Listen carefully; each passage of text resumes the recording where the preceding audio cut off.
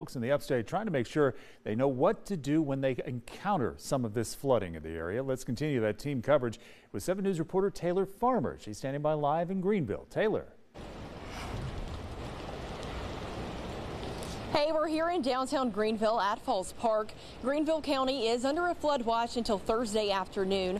With lots of rain expected in the next few days, there are a few things to keep in mind.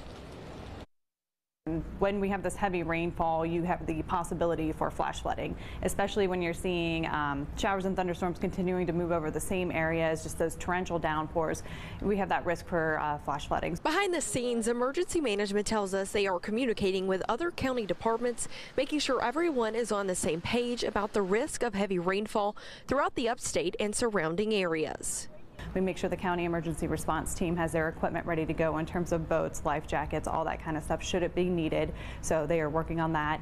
And that's what we basically are sharing information at this point, making sure people are aware. Emergency management says while some people may be in more flood prone areas, everyone needs to stay alert. So anytime you are near any water source, a river, a creek, something like that, you have the potential for water to rise very quickly. But what's important to note in these situations is that some of these areas that don't typically flood may flood just because of the amount of water that could fall in such a short period of time.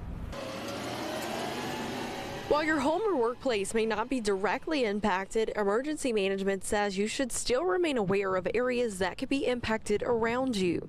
We don't want people to walk through any floodwaters should they come upon them. We don't want them to drive through any floodwaters should they come upon them. You don't know how deep that water is, what is in that water, how fast it's moving, and if it's across a road, that road might be compromised. You can't tell.